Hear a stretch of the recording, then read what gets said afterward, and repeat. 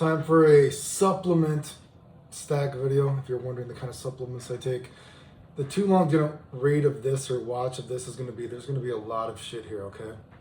And I'm not saying you have to take all this stuff, but it's what I take. And I probably have to take this much because I do vitamin studies, everything like that. And you got to remember, I was dying of c-diff before. I've tested positive for Crohn's disease before. So my stomach just does not digest things well. So, and I would say this other point besides that would be, you could also say, Clayton, you know, you've been told you're dying before and you're still alive. So maybe these vitamins, they're doing a little bit of something, right? So take that for what it's worth. Anyway, so let's look at all the different shit I take. I started taking this, Tongkat Ali, you know what I mean? It's kind of been hyped in the fragrance community. I feel like for me, the past few years, I only just started taking it at the beginning of the summer, basically.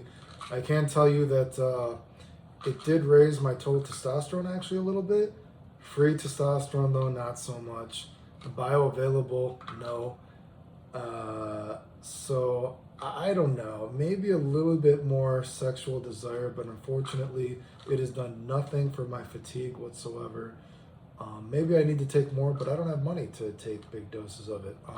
Like I said, nothing for my free tea, anything like that. So, oh boy, free tea was just a little bit. I should say one test, it raised 2 points. You know what I mean? But generally speaking, I mean, it raised my total, for sure it raised my total testosterone though. That did raise, so that's something, right?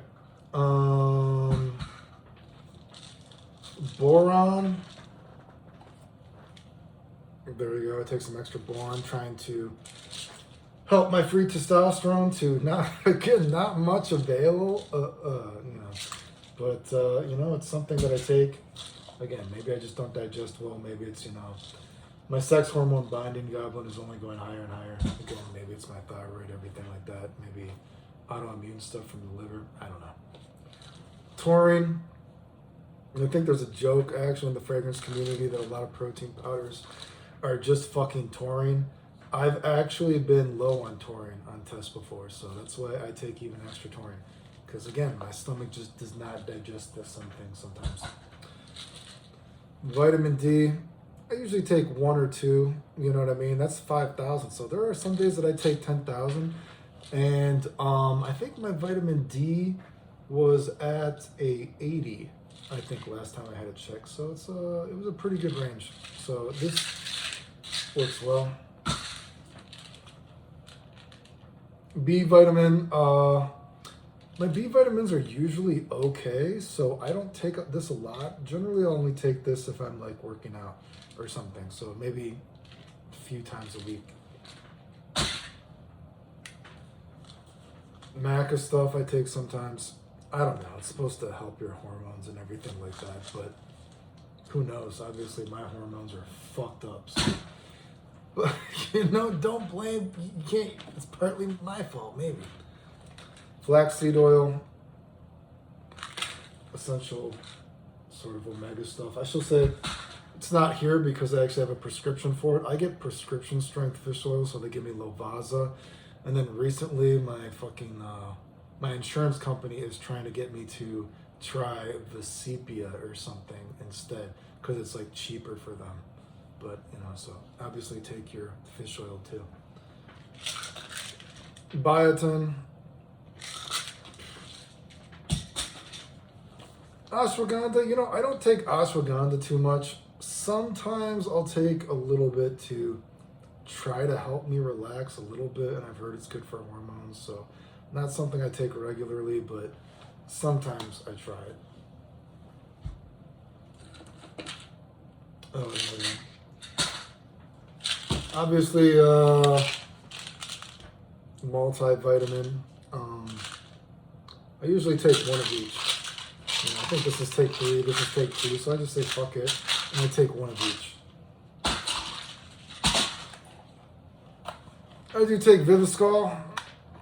It's supposed to help your hair. I've been taking this for a long time, and like I said, my thought is, dude, look at all the health problems I have. And I still, you know, it's amazing that I have not gone bald from after getting fucking long COVID and my hair continues to fall out and just all the autoimmune stuff that I have. I've had chronic telogen effluvium multiple times. Start to get better, then I'll get some new fucking body trying to kill itself. So, I mean, my thought is, you know what? Again, do vitamins work?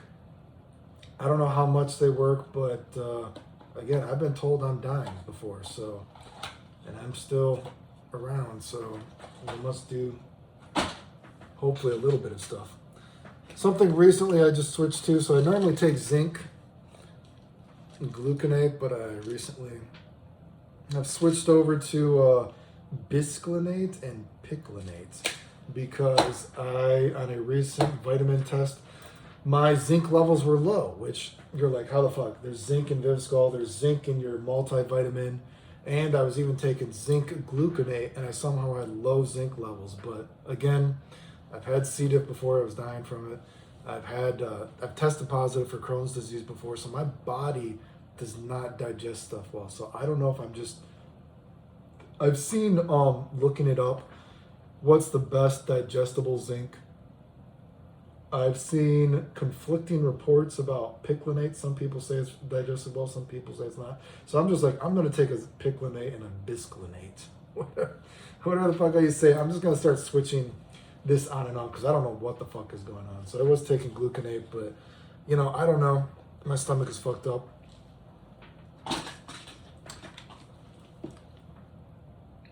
Evening primrose oil, more essential, sort of good fatty acid stuff really. Should this be the thumbnail? Magnesium, take that. Collagen stuff. I have been going pretty hard with collagen and stuff for, maybe that's a good thumbnail. Pinch my nipples while I'm doing it or something. I do something funny for clickbait. Collagen stuff, I'm going to be honest, I've noticed no difference between taking collagen the more I take it. But again, am I even digesting it with my stomach? I have no idea. I didn't feel like grabbing it, but I also have tried,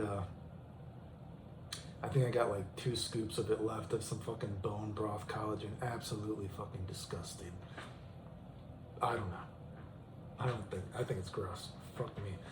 I will say though, in Japan, is it the Shiseido?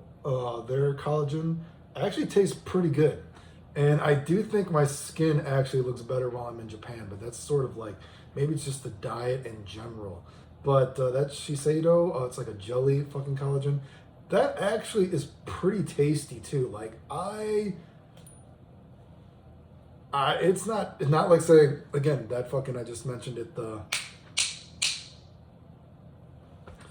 fucking, the bone broth collagen. That's the fucking, I just plug my nose when I take that.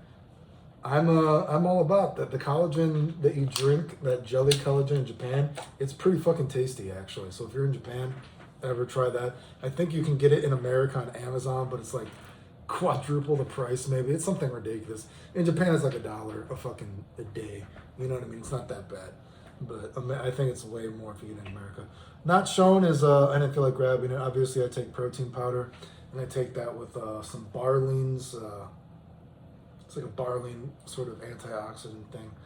I'll put a link to that too. I'll put a link to all of this stuff if you ever want to try it out. It's an Amazon affiliate link. It does. I get like 50 cents or something probably if you get it from me. Also not shown is I forgot to grab the copper. If every now and then I'll take a little bit of copper since I'm taking so much zinc anyway, but looks like I'm not even digesting the zinc half the time. So. Oh, and I do take, and you can get it over the counter too. I take, because I don't digest stuff, I actually am on pancreatic enzymes to help me digest my food, which obviously, I don't know, maybe I need to be on more because my levels were pretty bad this year. So, but you can get something like that over the counter, but I have a medication for that. So those are the supplements I take. I guess you could say I've taken melatonin every now and then, which is, I don't know. If you're wondering my favorite melatonin that I've taken, there's a kid's brand. If I take like adult melatonin, so to speak, it's like too strong for me. I'm like too sensitive to it, and I'm too tired. And even taking a kid's melatonin, like half the time, I'll just be too tired the next day. But every now and then, if I'm like, please, for the love of God, help me sleep, I'll take like a kid's melatonin. So yeah. So again, a lot of shit. Again, you're like, I would assume a normal person doesn't have to take that much, but you know, I've had a lot of fucking health problems. I don't digest stuff well. So I'm taking absolute buttload of stuff. Probably the most interesting thing to people looking at this, because they think about, oh, do testosterone boosters do anything? Like I said, the Tongkat Ali actually did raise my total testosterone a little bit. Free testosterone, not really. Like I said, I had one test that was 2 points. And, you know, I've tested it multiple times. My bioavailable testosterone actually went down. I would assume the supplement isn't making that go down, but for what it's worth. And my sex hormone binding globulin has been only going up higher and higher, but again, maybe that's all the thyroid issues that I have, maybe some sort of autoimmune process with my liver. You know, but again, I've had it tested multiple times, and my total T did go up. I'm not on a high dose either. I don't take a lot, so who knows? I read about some people, they do it with like Vidoja and all this other kind of stuff, but I don't really have experience mixing all those together because just all this shit costs enough money. So, all right, for videos, like, subscribe, comment, share, support the channel if you want. Appreciate it. Thanks. The end.